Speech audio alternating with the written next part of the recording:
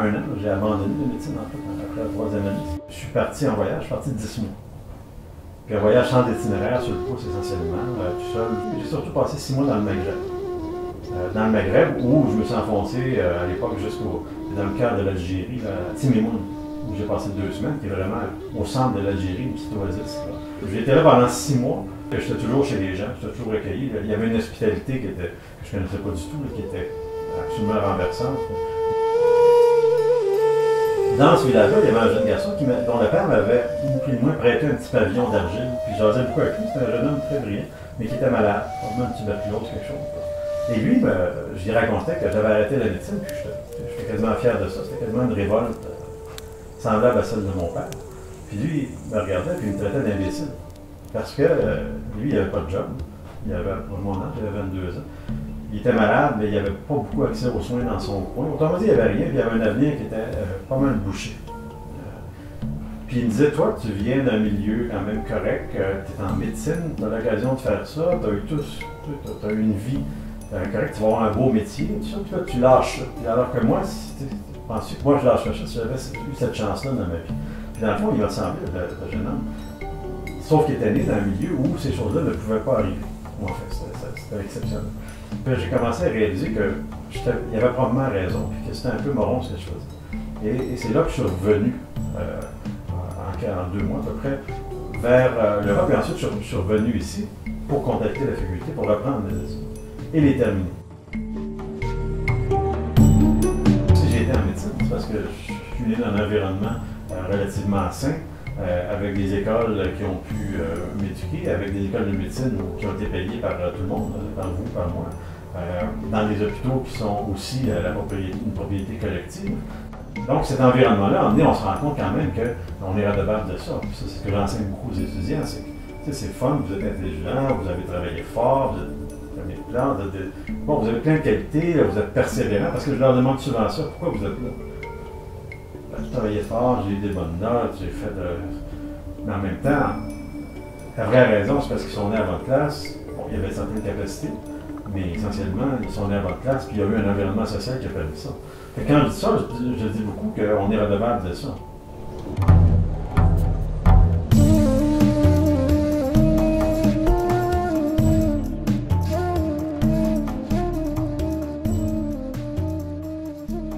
Moi, j'ai fait ma résidence à l'hôpital de Verdun. J'ai tout de suite connecté avec l'hôpital, l'urgence, les patients, la chirurgie, tout ça. Je me suis senti extrêmement à l'aise. C'est pas tout le monde qui est à l'aise dans l'hôpital. Moi, j'ai trouvé que c'était un milieu fantastique. C'est là que j'ai rencontré ma femme, qui d'ailleurs est infirmière, donc un couple assez traditionnel, médecin-infirmière. Donc pour moi, c'est encore une fois l'hôpital, tout se passait à l'hôpital pour moi. Puis 2 ans de résidence, et après ça, on a dit, on va aller au Québec quelque part, mais très loin en région. Fait que là, c'était intéressant, à l'époque, c'était en 89, on visite le Québec, on est allé assez loin. On va jusqu'à Maria, en Gaspésie, qui est un très très beau milieu, magnifique endroit, bel hôpital, tout ça. Le problème, c'est qu'à l'époque, les infirmières, il n'y avait pas de job. C'était pratiquement impossible, peu importe où tu allais au Québec, de trouver un job, s'il te plaît. Maria, ça aurait été fantastique, mais ça ne fonctionnait pas. Et on a fait quelques places comme ça, Rimouski entre autres, où on va aussi, très beau milieu, au bord du fleuve. Moi, j'aime beaucoup le fleuve. Encore là, pas d'emploi pour l'infirmière. Impossible. Et c'était surprenant, mais c'était ça. Et là, le chef de médecine, à ce moment-là, nous rencontre, puis il a le malheur de dire, de toute façon, ta femme, elle restera à la maison, puis elle fera des enfants, tandis que... Fait que ça n'a pas très bien passé. Et donc, Rimouski est devenu, il y a une croix dessus. Fait qu'on a visité une couple de... Fait que finalement, on s'est retrouvé qu'il n'y avait pas de job pour les infirmières à l'époque. Ils n'engageaient pas, ils étaient en surplus. Et finalement, je me suis retrouvé à l'hôpital Pierre-Boucher à Longueuil. Et on s'est retrouvé 7 jeunes médecins. J'ai fait un peu d'hospitalisation au début. Mais essentiellement, on voulait se consacrer à l'urgence. C'est qu'à l'époque, à Montréal, il y avait quelques groupes qui fonctionnaient comme ça, à Québec, mais un hôpital comme Pierre-Boucher, les gens faisaient de tout. Tu arrivais là, puis c'était pour faire... C'était des pratiques fantastiques, là. De bureau, de l'obstétrique, de l'hôpital, d'un peu d'urgence. On faisait un peu de tout. La vraie vocation, c'est médecine de famille. Dans ma génération de médecins, en fait, dans le groupe dans lequel j'étais, nous, on voulait on tripait sur l'urgence, ni plus ni moins, puis c'est ça qu'on voulait faire. Donc, il fallait brasser la cage pour imposer un peu l'idée que la médecine d'urgence, ça devenait de plus en plus une pratique spécifique. C'était même rendu pas ici au Canada, pas ici au Québec, mais ailleurs, une certaine spécialité, tout ça. Moi, j'ai commencé à faire de l'urgence à temps plein. J'ai découvert la médecine dans un environnement d'équipe très, très particulier, avec une très belle gang. Et donc, c'était bien intéressant. Parallèlement à ça, je faisais aussi un peu de pratique à Urgence Santé. À l'époque, les médecins étaient sur la route. Et donc, il y avait un certain nombre de médecins dans des véhicules médecins qui appelaient avec un paramédic. Et on répondait aux grandes urgences à Montréal. Puis ça, c'était assez fascinant parce que c'était vraiment de plonger dans la ville. Puis souvent, on faisait ça de soir, de nuit. Là, on voyait tout. Les meurtres, là, puis des trucs comme ça. Là, les gens qui se faisaient tirer d'en face, les arrêts cardiaques au milieu d'un bar de danseuses, des trucs comme ça. En fait, on a découvrir Montréal par cette porte-là. Moi, je suis quand même un garçon plutôt, mettons, tranquille. Mais découvrir Montréal comme ça, Montréal-Laval, en fait, souterrain comme ça, la vie des gens, la misère aussi, la difficulté, la drogue, et tout ça, les overdoses justement dans les parcs, et intervenir comme ça avec les paramédics, c'était à la fois très troublant, mais effectivement médicalement très intéressant.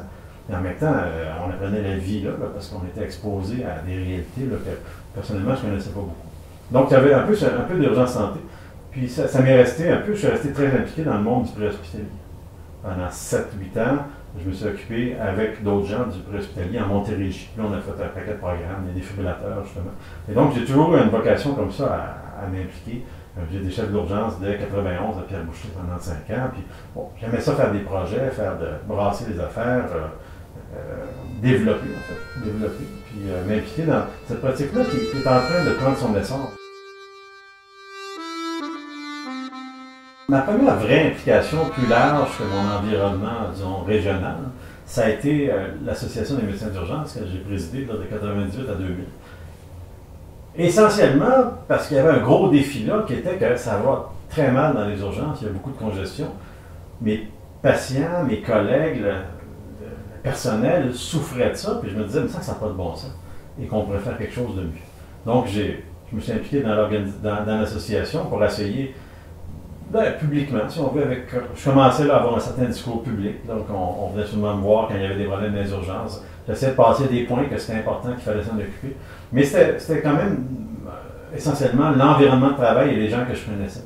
Mais ça a quand même duré quelques années, parce qu'après ça, ce qui est arrivé en 1999, c'est qu'au Québec, la spécialité de médecine d'urgence est créée, qui était quelque chose sur lequel des gens, plus vieux que moi, travaillaient depuis 20 ans, près de 20 ans. Parce que ça existait déjà au Canada, aux États-Unis, donc c'était une réalité, mais au Québec, il y avait un retard épouvantable. Comme il y avait un retard, par exemple, avec les paramédics qui étaient très, très peu formés.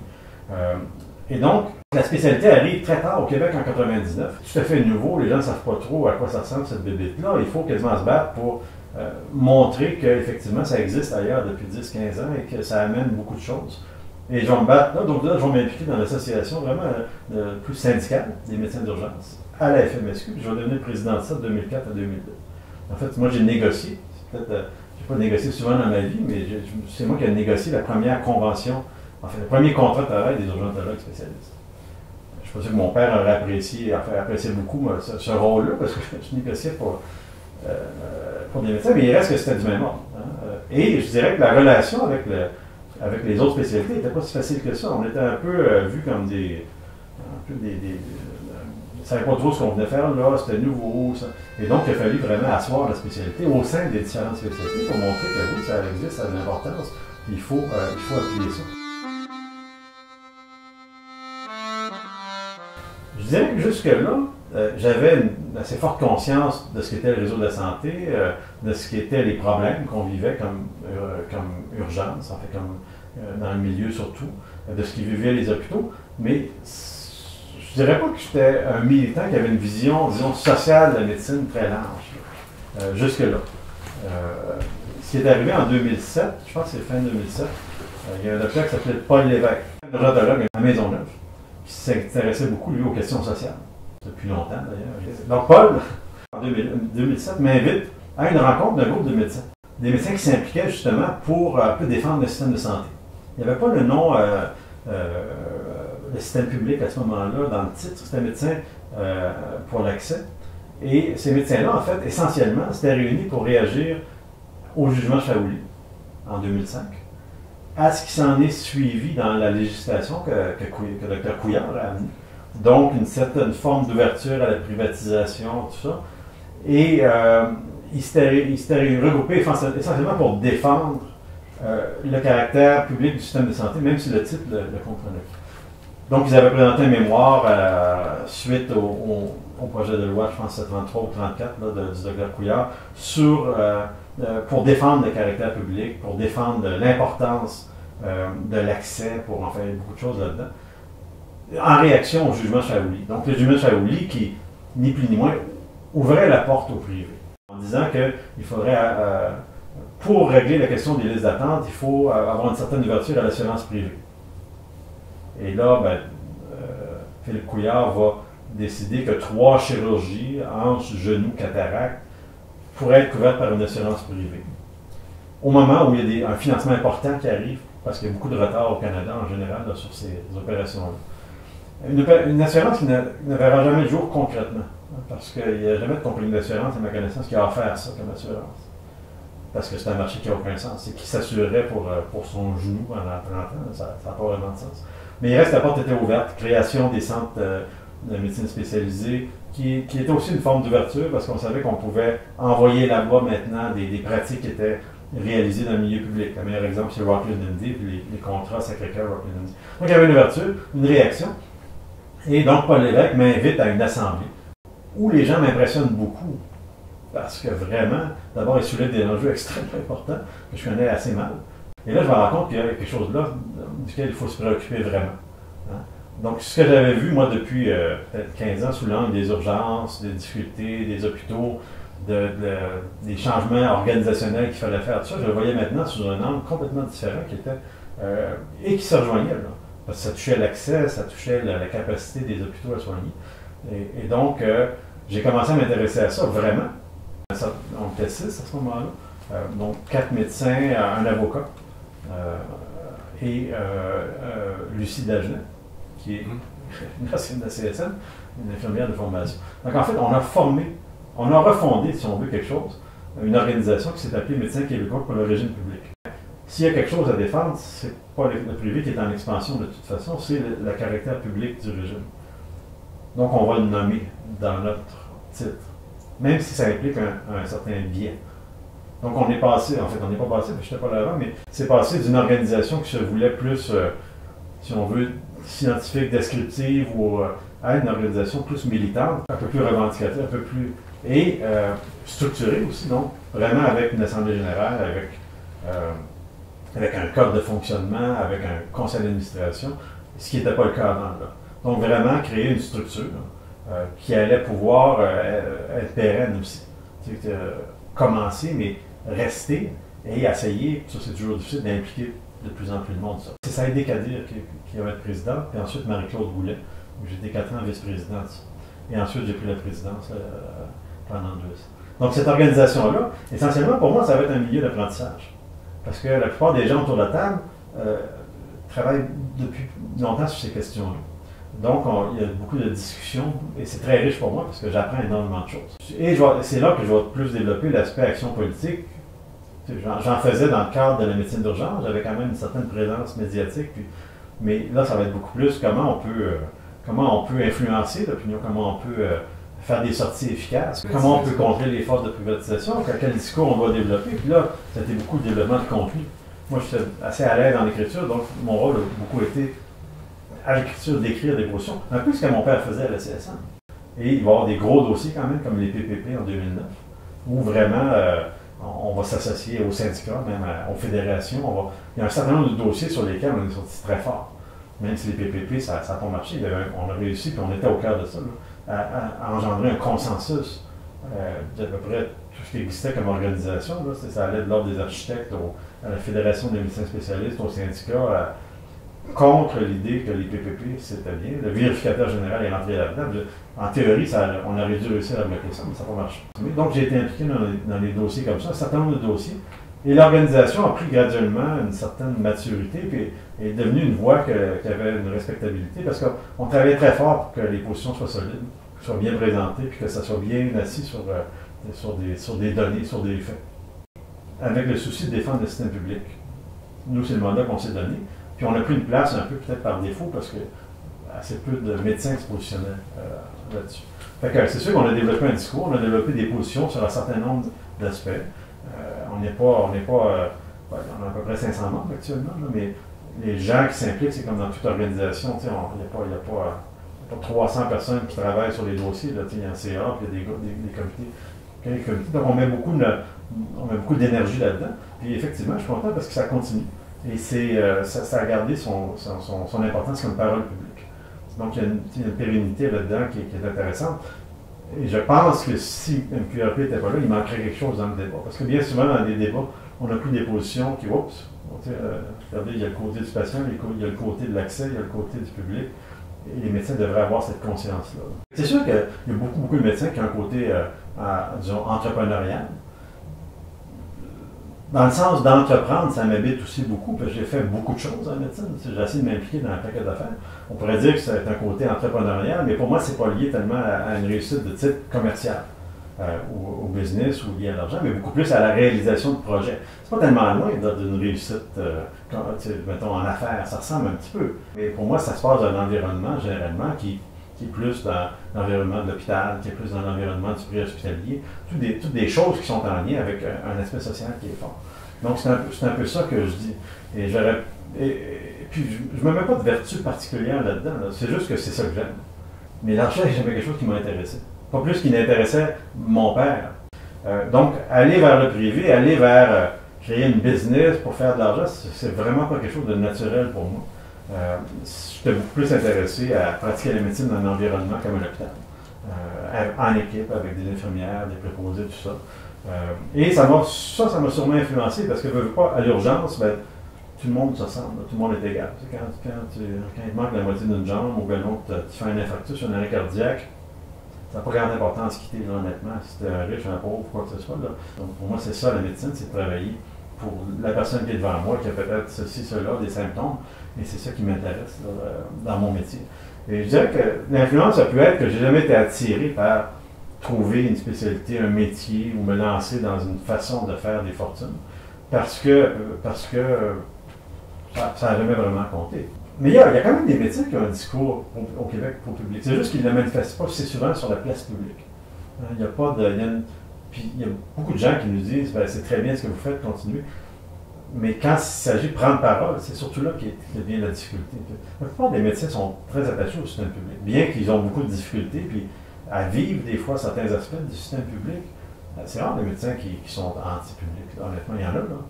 Il n'y en a pas beaucoup. Il y a quelques médecins aussi, enfin, un assez bon nombre, qui ont un côté affaires très développé, qui pour eux, ben, c'est leur côté entrepreneurial. C'est développer une grosse clinique privée, pour eux, c'est intéressant. Là, ça se défend d'un point de vue, là, mais il reste que ça s'éloigne un peu de l'intérêt public dans ce compte-là. C'est sûr que c'est de la social-démocratie. C'est clair que ça monte assez loin. Cette idée-là que je ne m'étais pas faite moi-même, parce que beaucoup de médecins pensent qu'ils se sont faits eux-mêmes, avec leur seule qualité. Mais l'idée que je venais d'un milieu, que je venais d'un système d'éducation, que je venais de différentes choses, bien pour moi, c'est évidemment quelque chose qui m'habite depuis longtemps. Maintenant, ça se manifeste plus dans l'idée que j'essaie de m'impliquer pour défendre ces principes-là, davantage qu'avant. Et de façon plus large, surtout que strictement du point de vue de la médecine d'urgence, mettons, ou de la médecine hospitalière, mais de façon un peu plus globale. Dans le cadre de mes écrits, dans le cadre même de mon blog, j'ai souvent pris position assez fortement contre ou en faveur de certains dossiers. Je sais pas moi, ça peut être autant en faveur, par exemple, de l'aide médicale à mourir. J'ai pris position publiquement là-dessus. En même temps, je veux dire, je suis ni un militant professionnel, ni un politicien. Je ne me vois pas du tout dans un rôle où je vais prendre position pour prendre position. Donc moi, quand il y a des enjeux qui viennent me chercher, ben, j'essaie de me manifester du mieux que je peux, avec le temps que j'ai aussi. Je suis quand même un médecin dans une urgence, qui est chef d'urgence, qui fait différentes choses. Donc je n'ai pas un temps infini à consacrer à ça non plus. Puis je n'abandonnerai pas cette pratique-là. Pour moi, la médecine, c'est vraiment ma vie professionnelle. Donc il y a une question de capacité, une question de temps. Il y a une question d'être interpellé par des enjeux. Actuellement, il y en a. Il y a des gros enjeux. Mais en même temps, je ne suis pas un militant professionnel. Je suis un médecin qui s'intéresse à un paquet de choses. Puis j'essaie de faire du mieux que je peux dans des contextes qui viennent me chercher. Il y a des gens dont la vocation est beaucoup plus axée sur le militantisme, la prise de position. Mais moi, ça arrive quand ça correspond à ce que j'ai comme conviction. Et c'est pas. Donc, ça a été longtemps dans ma vie sur la question des urgences. Là, c'est sur la question du système public. mais je prends jamais position pour prendre position. Il faut que ça me corresponde à quelque part. Donc, je ne suis pas ce qu'on appelle, je ne suis probablement pas la bonne définition de ce qu'est vraiment un militant ou encore moins d'un politicien. Je pense que je suis quelqu'un qui prend la parole quand il est dû pour prendre la parole puis qui essaie d'éclairer un peu des réalités, un peu ce que faisait mon père. Hein? C'est pas quelqu'un qui était beaucoup sur la place publique, mais quand il y avait quelque chose à dire ou à écrire surtout, il ne se gênait pas puis il essayait de faire le mieux qu'il pouvait. Ça me correspond probablement beaucoup mieux.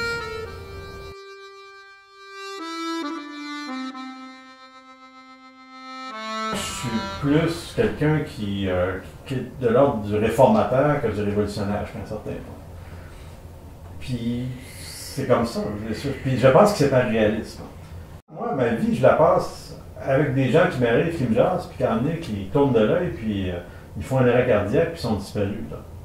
C'est ça ma réalité. Là. Je vis continuellement avec près de réalités qui sont très fondamentales. La vie, la mort, la douleur, le vieillissement des gens. Ça, c'est ma réalité de tous les jours. Donc, c'est sûr que c'est un peu du même ordre que si tu n'arrêtes pas de fumer, ben c'est sûr que dans 10 ans, tu vas arriver ici avec un infarctus. Puis maintenant que je le vois arriver avec un infarctus, je dis, ouais, ben c'est ça la réalité. Puis il faut vivre avec cette réalité-là. Je dirais que ma vision politique est de cet ordre-là.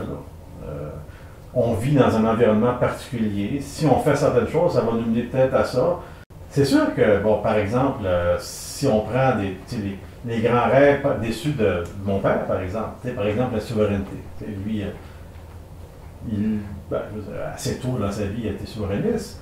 Il a vécu cette ébullition des années 60, 70, il a vécu tout ça. Il s'est heurté à un référendum qui ne l'a pas démoli, mais qui a changé profondément sa vision des choses, en fait, jusqu'à un certain point. Personnellement, je suis souverainiste. Je pense que j'ai même l'impression que si ça n'arrive pas, je ne suis pas sûr que le peuple québécois, dans 75 ans, va parler encore français. Je ne sais pas comment appeler ça. C'est pas du fatalisme, c'est plus un réalisme par rapport à beaucoup de choses, dont la situation politique, qui est quand même seulement un des aspects de notre réalité.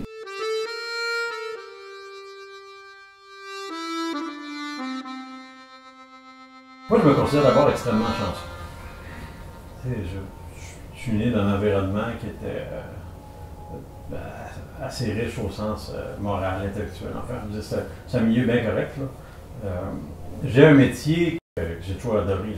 C'est un métier non seulement qui est fantastique en soi, parce que c'est extrêmement intéressant, c'est un métier très humain. On a beaucoup de contact avec les gens. Et dans un environnement que j'adore, mais aussi un métier qui me donne une grande liberté. Je me considère comme un très grand privilégié. Aussi, j'ai eu beaucoup de chance. J'ai toujours travaillé avec des gens qui étaient assez exceptionnels et qui m'ont beaucoup nourri. Ça, peu importe ce que je fais. Quand je suis arrivé à l'Institut cardio, j'ai travaillé avec une infirmière qui s'appelle Danielle Perrault, qui est une infirmière exceptionnelle. C'est vraiment, on a eu du fun pendant sa retraite, mais pendant 11 ans pratiquement, à inventer ni plus ni moins une urgence, parce qu'on partait de pas grand-chose, on partait d'un milieu qui était une urgence, mais où tout était à faire. J'ai souvent travaillé avec des gens comme ça. Je fais de l'expertise médico-légale. Je travaille avec Maître Jean-Pierre Ménard, par exemple, qui pour moi est quelqu'un d'exceptionnel. C'est quelqu'un qui a une vision sociale à travers son métier qui est comme ça. Les déterminants de la santé, c'est pas compliqué. Évidemment, avoir un métier qu'on aime, c'est un grand déterminant de la santé, c'est reconnu. Avoir un certain revenu, avoir un environnement social qui est agréable, vivre dans une société juste, c'est aussi un élément important pour la santé. Avoir eu accès à des études, ça a été probablement un élément important. Tous ces déterminants-là, c'est probablement ça qui fait que je suis en bonne santé. C'est beaucoup plus important que d'avoir accès à un test quelconque ou à une pilule ou des choses comme ça. Moi, j'ai pas vu de médecin depuis 30 ans, j'ai pas vraiment de symptômes importants. Je m'occupe de ma santé parce que je fais un métier que j'aime, parce que quand même, physiquement, j'essaie de bouger un peu, surtout depuis quelques années, parce que finalement, je fais des choses bien simples comme ça. Mais effectivement, j'ai pas vraiment consulté le médecin de famille depuis. Je ne me rappelle pas c'était quand mon dernier rendez-vous. Peut-être avoir un rendez-vous un jour quand je vais être malade.